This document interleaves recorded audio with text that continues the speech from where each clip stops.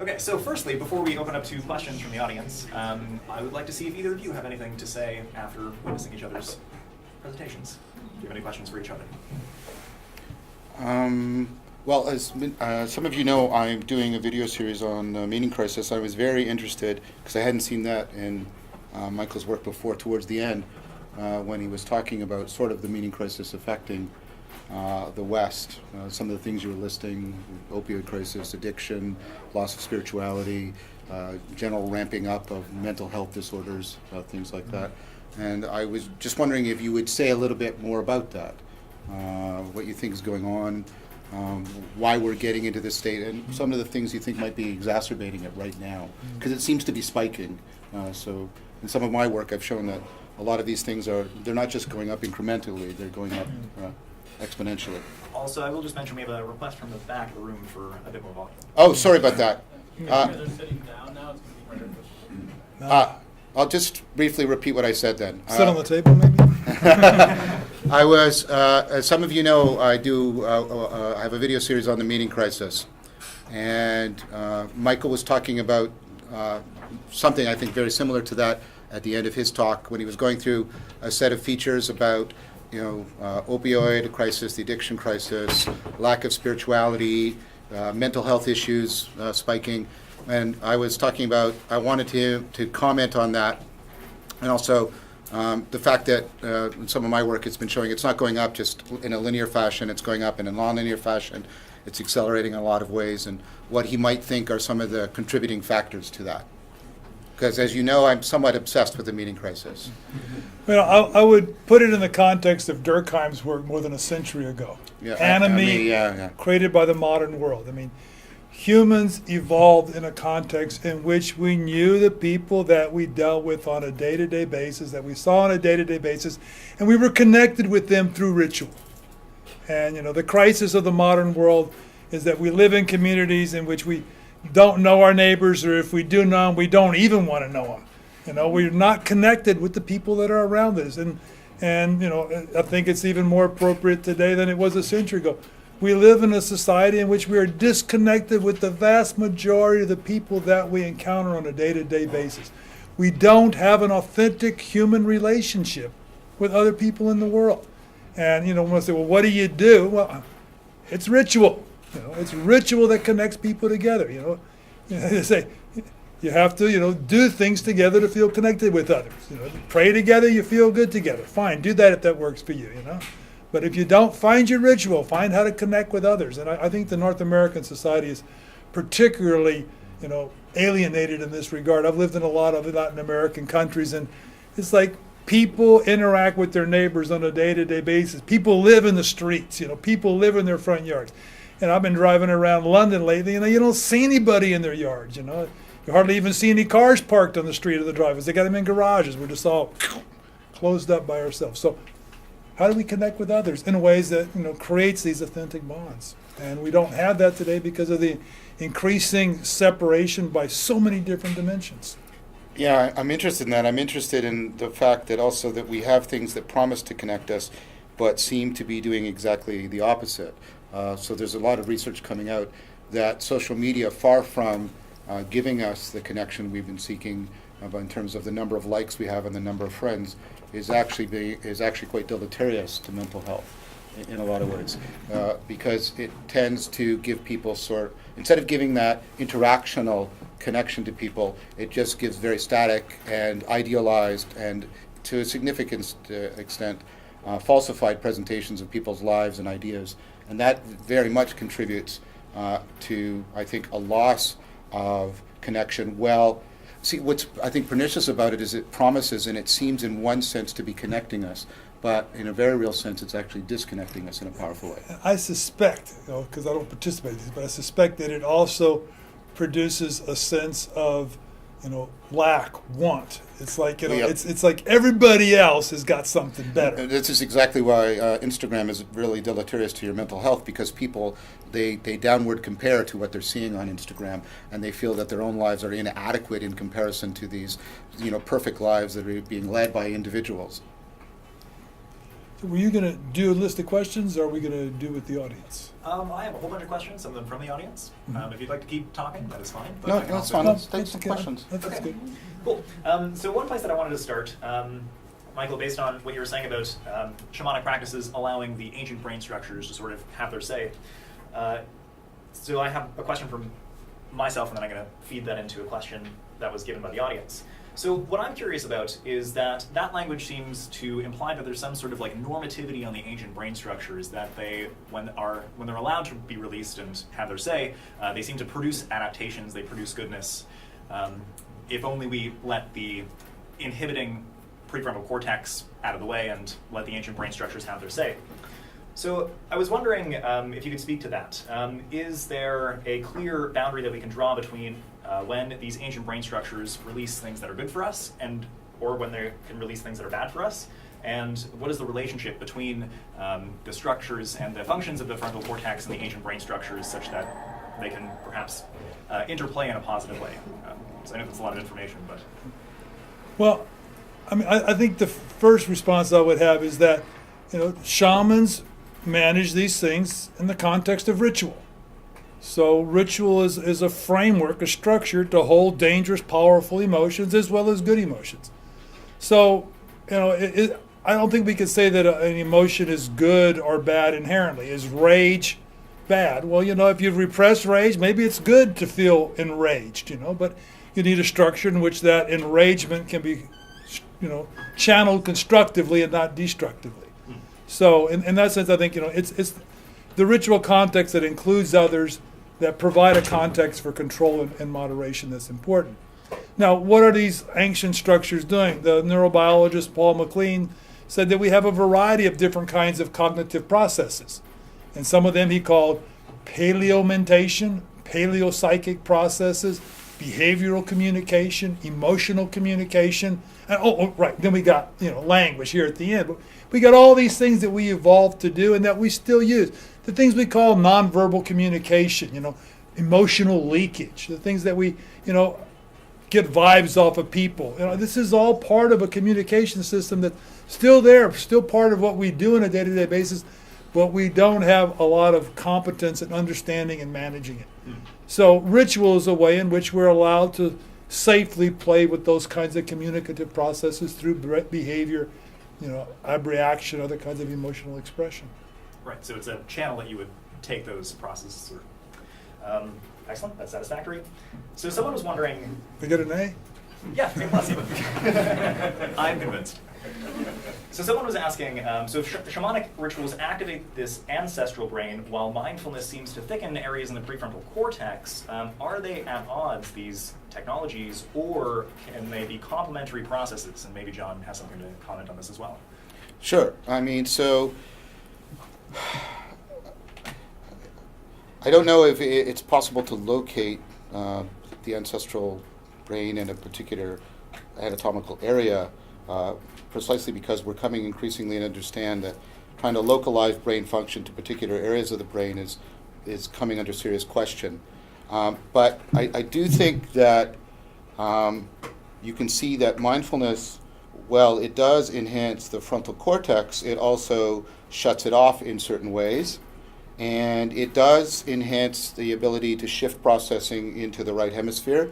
And Michael talked about how that's important in the shamanic state. You should also know that there's a lot of work, Young Beeman and Bowman and others, Kunios and Bowman in in the book, The Eureka Factor, a book on the neuroscience of insight, talk about how when you're having an insight, there's a sudden, the activity starts out dominantly in the left hemisphere and then suddenly shifts to the right hemisphere.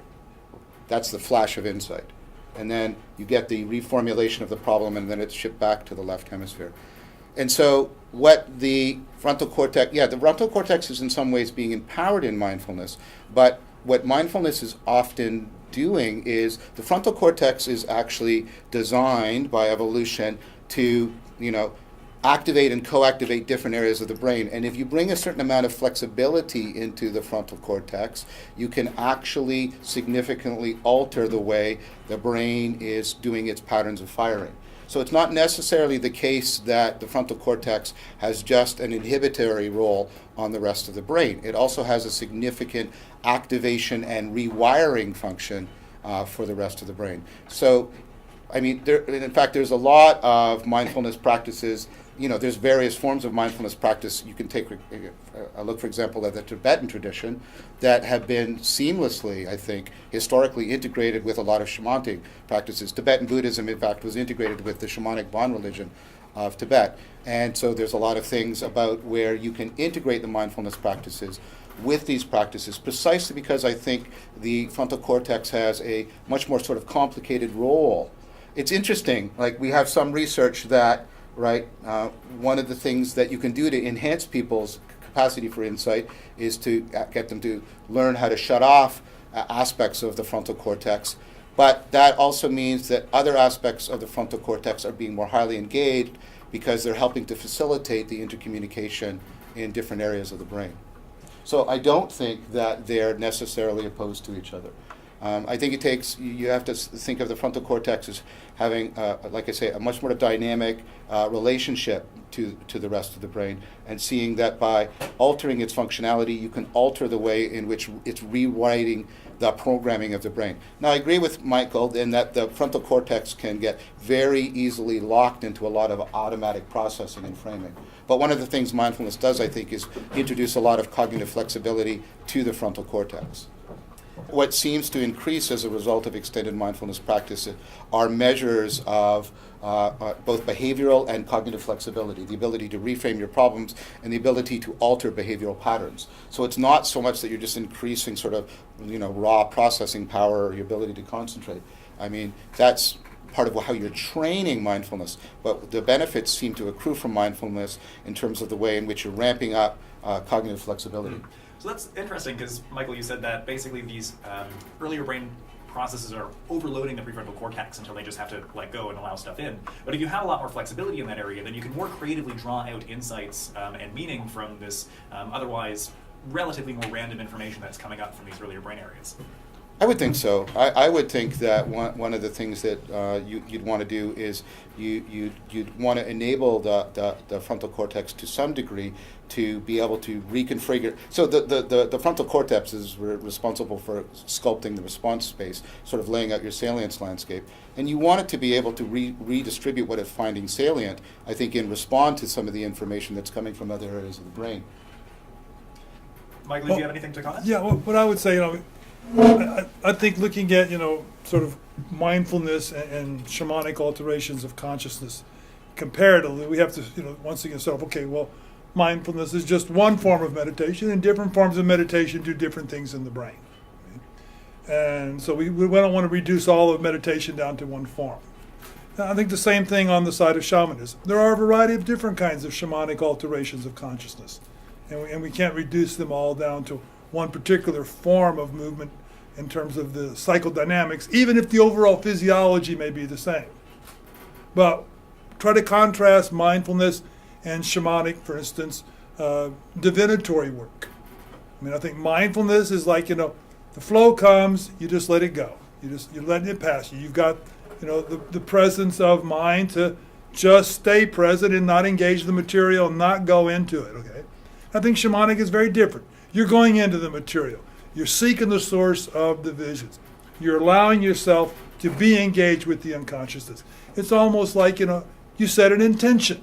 The shaman has an intention. He needs to find out what caused this person's illness. So it's not just letting things go by, it's seeking an answer in the form of a concrete image. But of course, shamanic alterations of consciousness may include a lot of other kinds of states of consciousness as well. But I think as a first point of view, I would say, no, mindfulness is not very much like what I perceive shamanic work to involve. Right, so there wouldn't be anything analogous in shamanic practice. Maybe like a kind of trance. Because with meditation traditions, they often attempt to get into the state of samadhi, single-pointed focus, and that could perhaps be similar. Yeah, I mean, I think that while a variety of mystical alterations of consciousness may emerge within the context of shamanic practice, that they're not the focus or intent for the most part. So I think this is a good time to ask this question. Do you think that it is bad to be too sciencey about mysticism? Is there something that we should perhaps allow to mysticism that we don't really discuss in science? I mean, I feel there are clear answers to that, but I would like to hear that response. Let scientists do what the scientists want to do. Let mystics do what the mystics want to do. Okay, that sounds good. Did you have anything to say? I don't know what the question's asking me. What is it we're worried about doing? Right. So we're worried that science is going to reveal that something isn't true? Then good. Do that. Do that. If you're worried that it's going to reveal something that isn't true, go ahead. If it reveals that things are true, great, do that. I don't know what the question is asking, really. I'm not trying to be obtuse. I mean, what is it if you're trying to predict something from some of the best methods we have for determining if some claims are true, then that's what you should do, right? Now, if you say, I should then claim that all forms of knowing are the same as what I do in science, look, there's a difference between what science explains and what science exemplifies. You shouldn't confuse those. I'm looking for a scientific explanation of everything, but that doesn't mean that every process that is explained by science should exemplify the same kinds of cognitive processes that are at work in science. Most of our knowing is not propositional inferential knowing. Most of our knowing is knowing how. It's procedural knowing. It's perspectival knowing. It's knowing what it's like to have a particular salience landscape. It's participatory knowing. It's knowing how to undergo processes of identification and identity transformation. And most of that is not propositional. Can I do science about that? Yes. Does that mean that those things have to behave the way science does? No. We should not confuse those together at all. Thank you. Powerful response. So, there's some questions here which I'd like to get to about the relationship between shamanic practice and the sorts of beliefs that arise from them. So someone is asking, what is the relationship between shamanic practices and indigeneity? Most indigenous groups have created stories that lead to unique ontologies. So I think the question is about the mythological structures that emerge out of the practices of shamanism. What's the relationship between the beliefs of the culture and the practices? Well, I'll give two answers to that. And one is that, some beliefs regarding the shamanic world and shamanic work are very similar across cultures. And to me, these are things that have little influence by culture and reflect something innate about how our brain operates. So for instance, you'll find all over the world people have this notion that the shaman flies off somewhere. Okay. Why? I think it has to do with the way in which the brain structures experience when the temporal parietal junction is compromised in a way that no longer allows for the integration of cognitive, emotional, perceptual, and self kinds of information.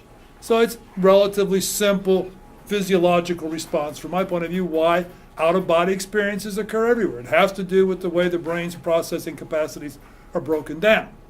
On the other hand, when you deal with the idiosyncratic individual features, which you will find all around the world, to me this also reflects something about the power of shamanism. And that is, it engages a set of visionary capacities that enhance the human ability to construct a cognitive niche, to create a story. And so it doesn't make a whole lot of difference what the story is, as long as the story has coherence and helps us organize our experience, the world, nature, others. So in a sense, you have biological principles operating both in the capacities for niche construction and the out-of-body experience, but the capacity for niche construction is to create something that's unique in particular to the environment and context of the people. Yeah, I would respond to that, I think, in a way that's convergent with it. I think that there are powerful universals in our processing, the way in which we zero in on relevant information, formulate problems that are the hallmark of our adaptive intelligence. And that you'll see a lot of universals, therefore, I think Michael's saying this, in sort of the way things are being processed. So if I can give you an analogy to this, there's universal processes at work in biological evolution, selection, variation, things like that. The processes are universal. That doesn't mean that the products, the the organisms that are produced are all share the same morphology. What they share is the morphology that is fitted to the environment in which that adaptivity is expressing itself. So there's no deep contradiction between the universality of the adaptivity and the pluralism of the adaptive products, right? There's no contradiction there whatsoever. And so I think as a scientist, I can study the universal processes because that's what a scientist does. We try to understand universal processes. I think there are, of course, important ways in which you would want to understand the individual adaptive products within a particular historical environmental context. But I don't see there being any deep theoretical contradiction between those two aspects at all. So it seems there's some basic constraints about cognition that result in regularities across cultures, but there will be a lot of nuance depending on historical context. Well, I pointed to, like I said, one of the interesting things about the flow state is precisely it's universal. It's very powerfully universal. But that doesn't mean that everybody says like they get into the flow state in exactly the same context, right? But the processing is so universal. And so I'm generally interested in the universals of the process because they tend to tell me something fundamental about the nature of cognition. So a follow-up question on this. One thing that I've been interested in is the role of the magician or sorcerer in Western European magic. Because it seems, there is the scenario you pointed out, Michael, where the priesthood kind of takes over the role of the shaman. Once agriculture develops, we don't really see the role of the shaman being a thing that is as common in society, though I think there are certain exceptions, such as in the Ukraine, for example. They still have characters who you go visit out in the woods, and they develop potions for you and do this, similar ritualistic things, but maybe they're not similar. It seems as though people have always been able to rediscover the sort of innate biological operations that shamanic practices are based on. And I'm wondering if either of you have any thoughts on if the addition of literacy and mathematics, for example, into these very basic innate biological processes that can result in out-of-body experiences, flow states and such, if there's any notable difference that you can think of if we introduce literacy or mathematics into these practices. Because, for example, in Kabbalah, you have letter permutation, where people will induce a trance and then imagine various permutations of the Hebrew alphabet. So they're introducing language and literacy into something that looks quite similar to shamanic practice, and they also make use of out-of-body experiences and such as well. So I was wondering if you could comment on the role of those additional brain structures in these other kinds of innate biological processes. Well, yeah, I think I would take it in a different direction in the sense that it seems to me that once we introduce literacy into the brain and into social processes, we're fundamentally changing the nature of consciousness. We're producing highly lateralized brains that are increasingly compartmentalized in left hemisphere processes, and we lose contact with the unconscious dynamic that's mediated by the more holistic right hemisphere processes. So to me, it's like, the writing on the wall is that shamanism is over by the time they're trying to introduce literacy. It's a different way of experiencing the world, and it's not just a difference because it's the words, rather than the sounds. It's different because the brain now processes information in a fundamentally different way. Okay. Do you have anything to comment? I agree, and I've argued elsewhere that psychotechnologies like literacy and numeracy fundamentally change the way cognition processes, changes our consciousness. I think they drive things like the axial revolution that Jaspers and Armstrong and Bella and a whole host of people talk about. So I agree. I would argue, in fact, the degree to which we are literate, and this is maybe a question for Michael, I think the degree to which we are deeply literate, and you are deeply literate, one of the most studied things in psychology is the Stroop effect, how automatic and difficult, if I put a word on the board and I say, look at it, but don't read it, I bet you can't do it. Like how deeply literacy and numeracy and graphing, right, have permeated your cognition and your consciousness, your sense of identity. I don't think we can return to a shamanic kind of practice, precisely because we can't just take those things out of our brains. I think we're seriously locked into a way of thinking and reasoning and being that makes accessing shamanism, I think, I don't know what the adjective is here, what am I looking for, in its authentic state, is really directly accessible for us. I think it's very, very specific challenge we would face. You have to take how seriously literacy and numeracy, graphing, other psychotechnologies have rewired how you're processing information. I worry for this generation that's growing up on iPhones and iPads. They are rewiring the human brain in ways that's never been done before. We don't know what the implications will be. Yes, I wonder what their mystical practice will look like. Shutting the damn phone off for a while, maybe. Having some space alone. That's classic. Fall into the void. Just a different route. So that's interesting, because one of the things that I wanted to highlight here was what shamanic practices have that we could make use of in a society fraught with disconnection and addiction and all of its problems. And it seems that, Michael, you said go to a rave, experience that connection. Maybe we can make use of different technologies of drumming and such, but from these last comments, it seems there are very real constraints on our ability to meaningfully integrate a shamanic sort of mindset or practice into our brains as they are in today's society. So what do you think would be the limitations on looking towards shamanic practice as a model for developing different modes of being, and how do you think we get across those? What are the answers for developing a spirituality that best fits the time? Well, this is why I brought up the meaning crisis question. One of the things I'm interested in is not just, I'm uncomfortable with this word, and I don't have an alternative word, and if somebody could give me one, I'd really appreciate it. I'd like sort of what can we salvage from shamanic psychotechnologies? But also what can we salvage from the axial age psychotechnologies, that became ensconced in Neoplatonism, and which has been sort of the underlying grammar of a lot of Western spirituality, things like that. How do we salvage those when we have come into a worldview, we have internalized so many different psychotechnologies, ways of constructing our identities in relationship to different kinds of social organization, such that those psychotechnologies of transcendence are not readily available or legitimated by the worldview and the social organization we're in. I think this is the deep part of the meaning crisis. How do we salvage those and bring them into our present way in a way that's both effective, it's not distorted by a myopic nostalgia or by a ridiculously promissory utopianism, but is a realistic appraisal both of the limits we've been talking about, the underlying machinery of these technologies, and our very current cognitive cultural situation.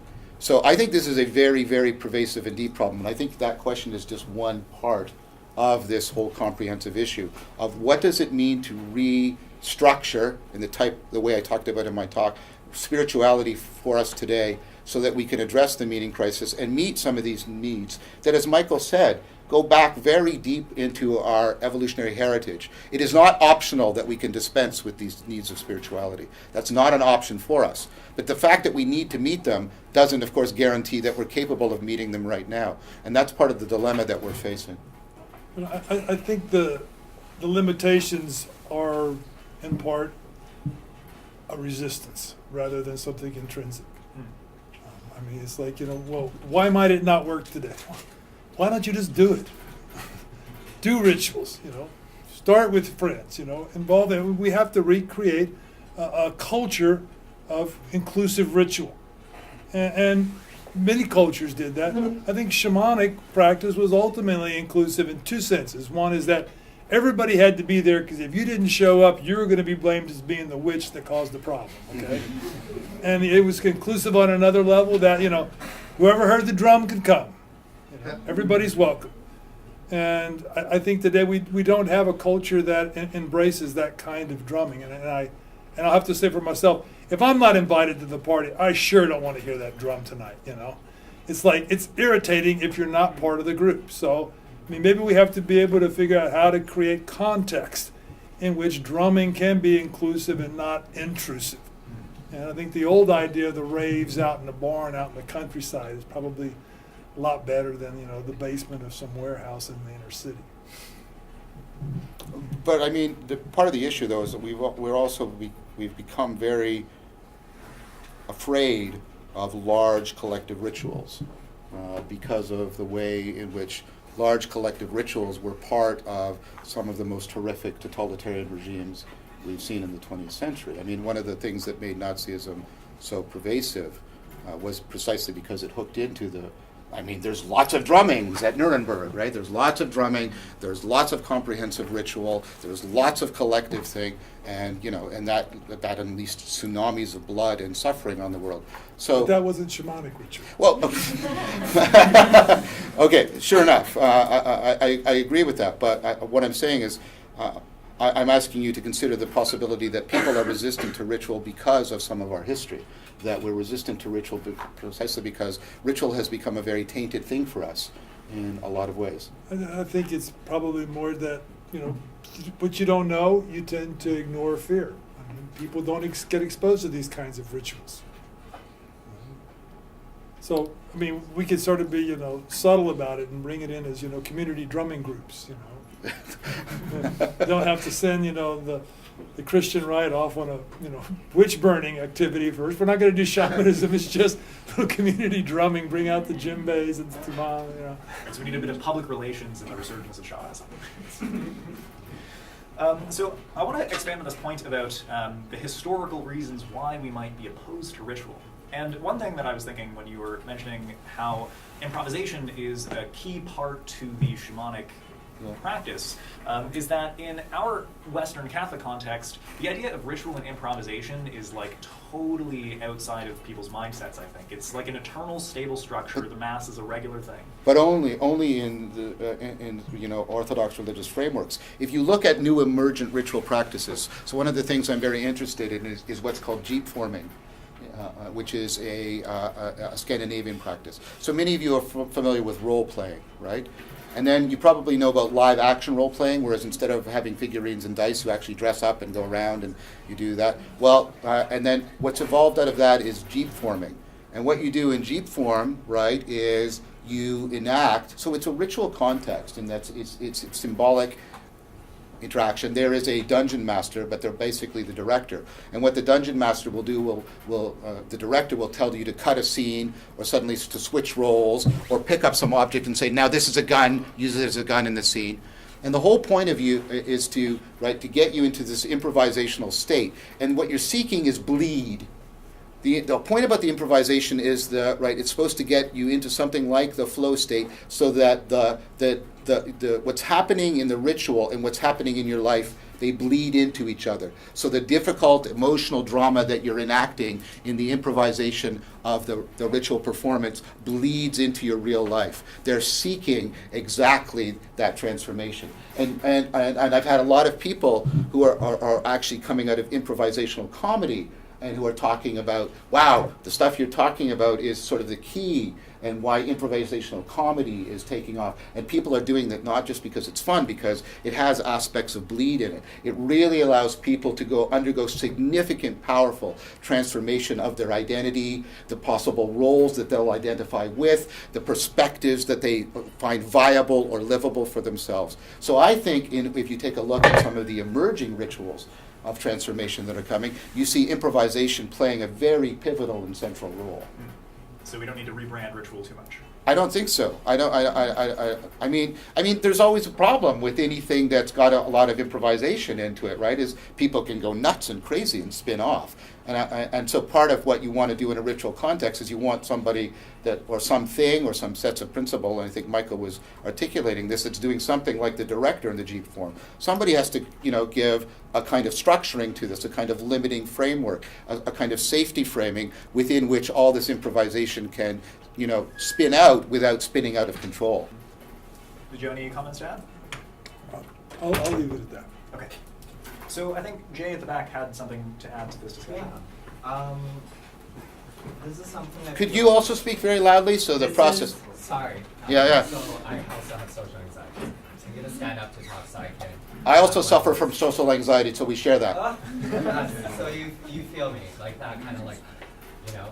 I feel like something really important that needs to be named but hasn't in this space yet is we talk a lot about shamanism and we're using this word, but we haven't talked about what has happened to people that we call shamans, right? We haven't talked about and named the legacy of colonialism and colonial violence that is at the root of a lot of these core wounds that we are experiencing that are propelling us to search for answers and search for connection, right? Because colonialism came and it created severance.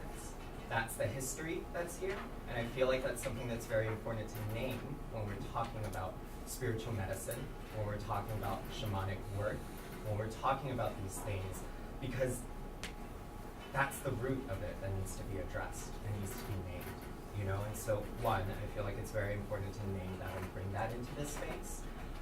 Second of all, I feel like it's important to question and keep leaning into why we are using the word shaman specifically, and the history and the cultural and anthropological and colonial history of that word and where that came from, right? And which people that was taken from and then applied to everything overarching, you know? And the third thing that I feel like is really important to name and to continue leaning into is, are we approaching these traditional styles of healing and traditional forms of communion and medicine with the respect that it deserves, especially as people who may be settlers, right? As people who may have or continue to participate in the colonial legacy of violence and domination and severance. As we are entering into these spaces, how are we going about it in a way that is right relationship? How are we going about it in a way that heals the bridges that have been broken, rather than in our attempt to find meaning and answers continue to exacerbate the conditions that led us to where we are today, right? And I feel like it's, you know, I'm bringing this up and I'm naming this in this space and highlighting it because it doesn't seem like it has happened in the conversation so far, and because of specific ways where some of the presenters have talked about these things, right? Specifically, I'm calling to name and form the moment when you were comparing traditional ways of knowing, where we are naming what we might see as psychological conditions today, right? Where these traditional healers are talking about, for instance, their spirits and how you might have their energy, right? And frantic their energy, and that's where this sort of pain or wound is coming from. And it really felt like in that moment there was a dismissal of that modern psychological approaches to these kind of ways of healing and modalities are raised up over the traditional ways of knowing. And for me, that's something that I feel like we really need to lean into and question, because that's continuing to participate in the colonial legacy that the West has inherited, right? And that has created so many of the wounds and pains that have occurred in this society, right? That have created these feelings of severance, these feelings of lostness, this unease, this trouble that is here, you know? And I guess this is also coming from a place of hurt as I'm naming this, especially as someone who does engage in spirit work, as someone who does engage from this, not just from a scientific perspective, but from a practitioner-based perspective, that it feels hurtful and it feels violent that this hasn't been named and brought into this space, when I feel like this is such a crux of the conversation and the problem. And that's what I wanted to say. Thank you, Jay. Did either of you want to respond to that first? Well, I mean, the first thing I would say is that, you know, shamanism existed under foraging conditions and disappeared under the influences of warfare. You know, shamanism wasn't abandoned, it was exterminated. You know, and in that sense, you know, we're trying to recover something that was part of a social system of the past. You know, can we effectively, you know, bring those principles into the modern world? I think that's the question you were answering earlier, and I think it by necessity implies the reformation of community.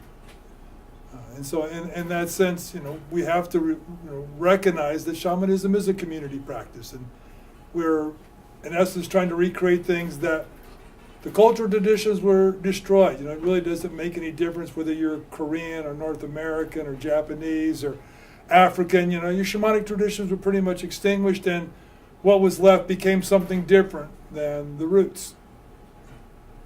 Can we go back and recover something that's useful for the world today? And I think that's where the idea of the universals come in, because it gives us a set of principles to look at that allow us to move beyond the often rhetorical accusation of appropriation.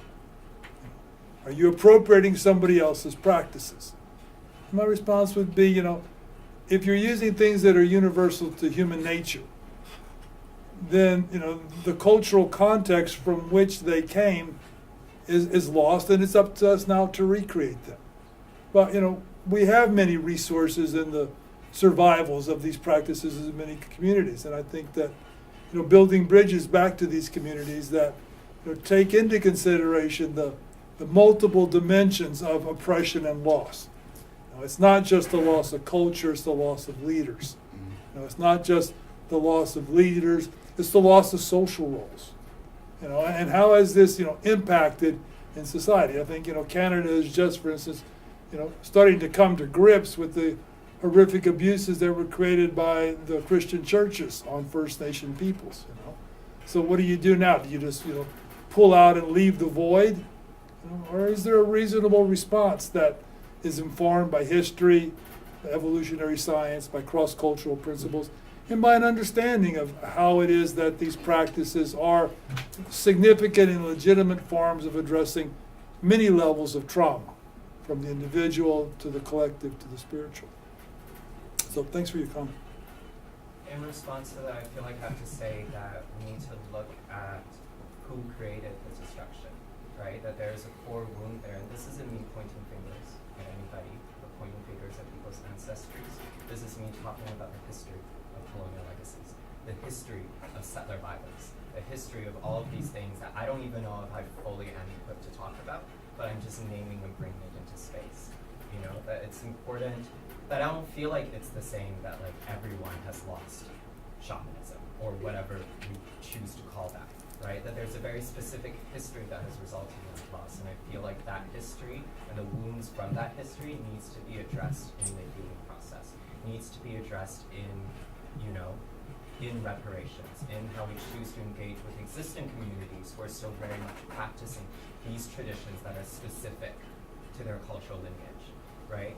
And that have been actively, that white Westerners and settler colonizers have actively tried to wipe out. There's a reckoning there that I wonder, is it happening in the research and the work that you're doing right now, right? Is it happening in your investigations? Or is that something that because you might feel uncomfortable or because it might feel too big to talk about from a scientific perspective, that it's being pushed aside and left aside, when I feel like it's very important as part of the conversation.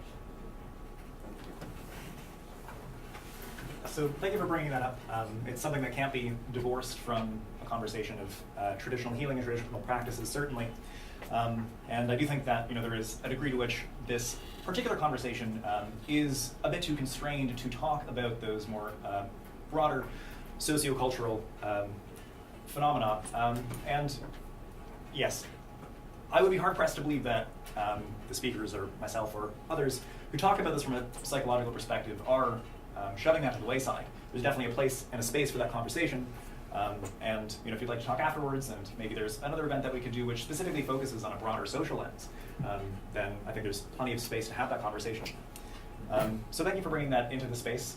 I appreciate that you spoke what you felt needed to be spoken. And I appreciate your response, Michael. So we're running about out of time. We have about 15 minutes left. So I want to return to some of the last questions we have here, and then we will wrap up for the evening. So this one I've been interested in. I've been holding off for a while. This was directed towards you, Michael. Someone was wondering if you could speak more about rituals of dominance hierarchies, the reinforcement effect, and when that can go wrong. Example, parasitic or predatory cults. And the sub-question here is, do cults ever occur in chimpanzee societies because of this dominance hierarchy? Well, I mean, there's many dimensions to the dominance effects. and I'm trying to address it from the point of view of what I would consider to be compassionate dominance, which is to say the dominance is a profile that makes the group feel protected, just like a child feels protected when the mother comes up. Now, clearly in the modern world, I mean, you can find people in all religious persuasions that use the positions of power to exploit and abuse others. But I don't think that this should be the concern about, I don't think that that is the direction that the shamanic use of power was taken. The shamanic use of power was a protective use of power.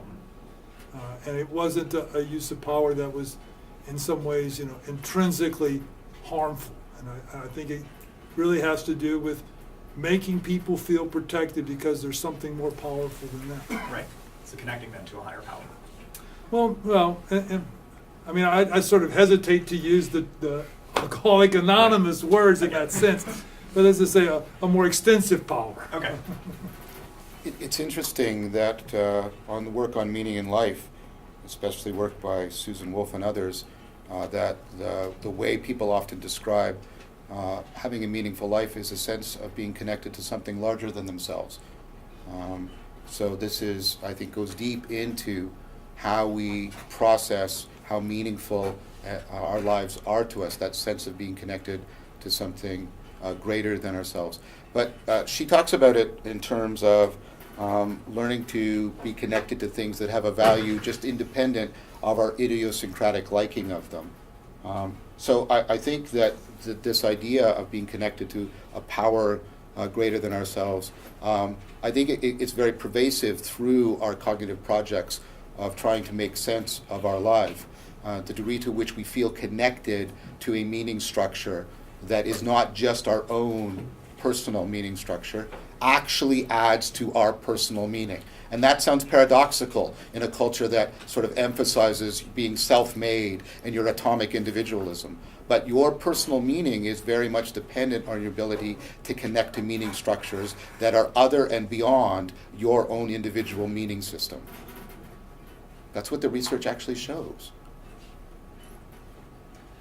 So one question that was included in here, which was independent of shamanism, which I'm kind of interested in. Do you know if there are any cults that show up in chimpanzee societies, or are there any mad groups of chimps out there?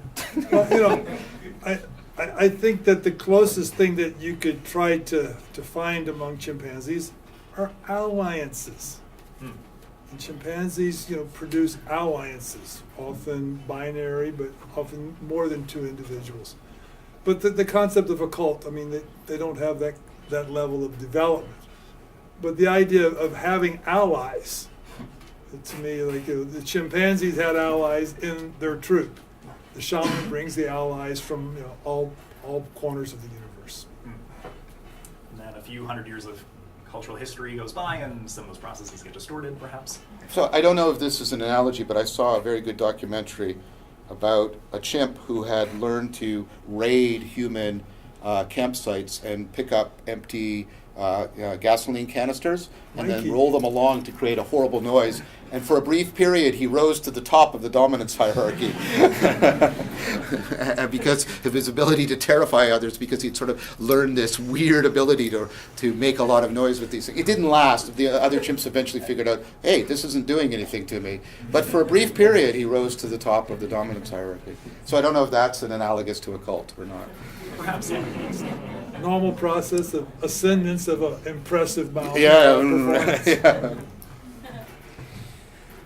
So one question, which I think is pretty important, is I think this goes to your comments about, like a rave, for example, being people perhaps rediscovering certain aspects of their own biology that were instrumental in traditional healing practices. And the question here asks, how can one benefit from shamanic healing without access to a real shaman? Is it possible to genuinely channel these processes into healing on your own, or do you need somebody who's been initiated into a tradition to help facilitate that process? Well, the first thing I would want to emphasize is that my concept of a shaman is somebody that functions in a foraging society, goes through an extensive ordeal of formation out in nature, undergoes a death and rebirth experience, has this community dynamics in which they become the charismatic leader and all the other things. This doesn't happen anymore, you know. So we have to kind of understand how are the shamanic potentials being developed in the modern world. And I will give two different answers to your response. Is that, you know, the first is that we can all go off and drum. We can all, you know, farm, you know, community ritual context and processes. We don't need a leader to do that.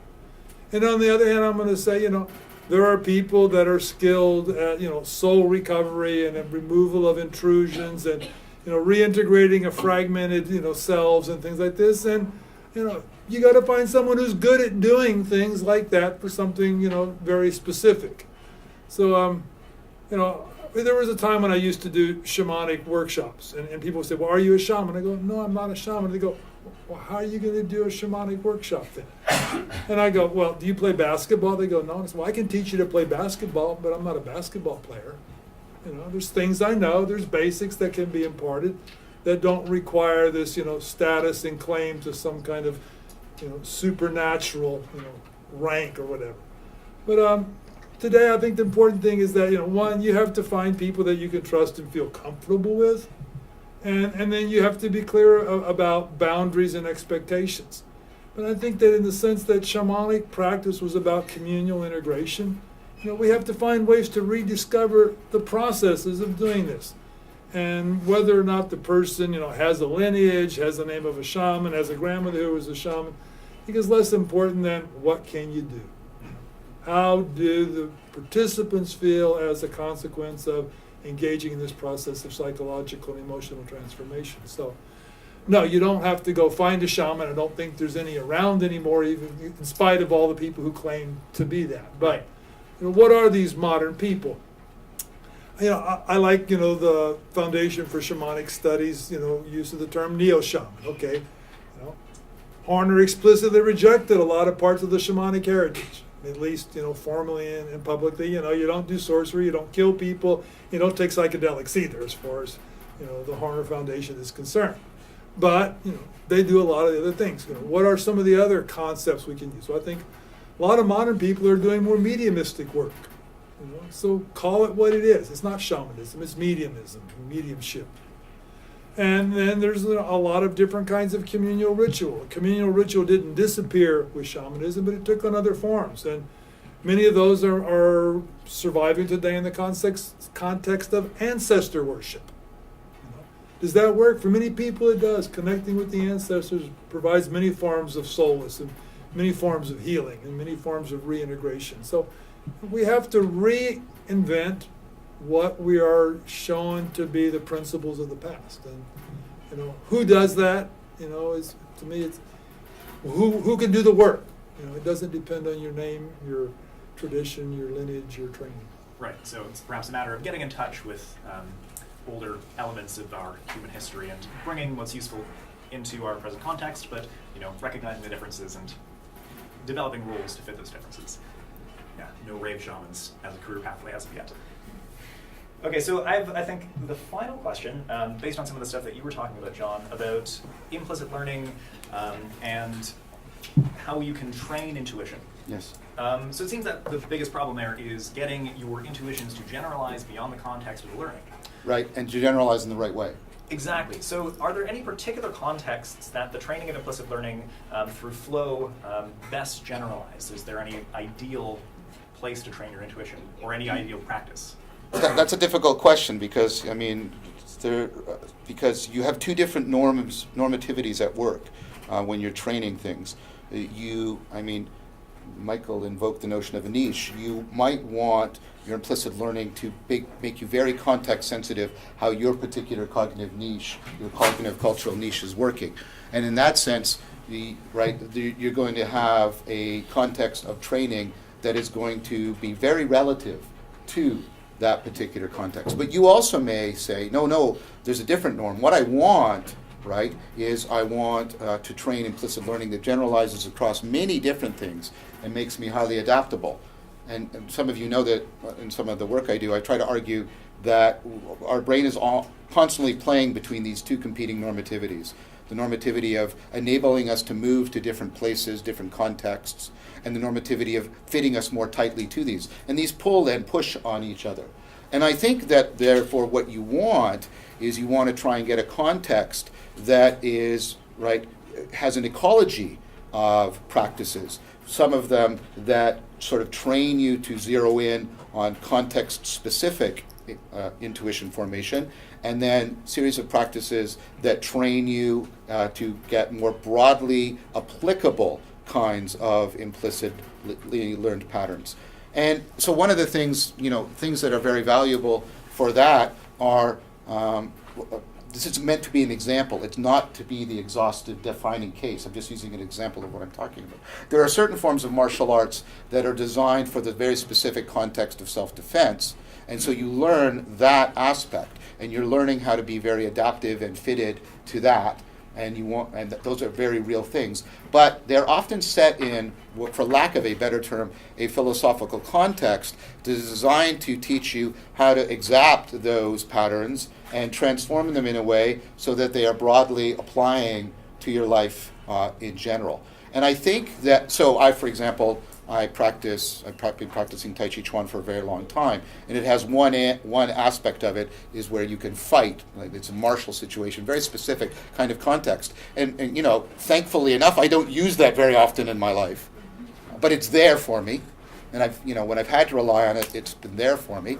And what was interesting is I didn't notice this in myself. Other people reported it to me first.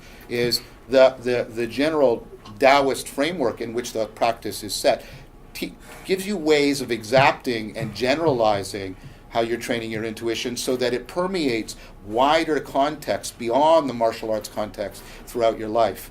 Now, I'm not saying Taoism is right or it's the way. I guess that's a pun, by the way, right, that you should go through. But I'm trying to give you an example of the kind of thing I'm talking about. You don't want to maximize being context-specific in your training. You don't want to maximize being context-generalizable in your training. You want to optimize between the two in your training. Very thorough answer. Thank you. So we have about 3 minutes. I want to see if there's maybe one last question from the crowd before we end today. Sebastian. Yep. Michael, I was curious, you mentioned vagal nerve in your presentation, and I'm wondering if there's anything connecting that to Kundalini energy, any research on that? I'm not familiar, but there probably should be. Clearly, the idea of a nerve that runs basically from the floor of the pelvis all the way up through the throat. It's a pretty central system, and we really need to understand it in terms of not just its modern biological aspects, but how it's played a role in how humans have conceptualized their senses of well-being. There's been some work done by Sigela, but that's a while ago, and he proposes that what some Kundalini practices can do is create a standing wave moving up and down the spinal cord, and that stimulates the vagal nerve in certain ways. So you might want to take a look at that book and see what the critical responses are. It's the Kundalini experience by Sigela. Thanks. All right. Thank you so much, both of you. Thank you.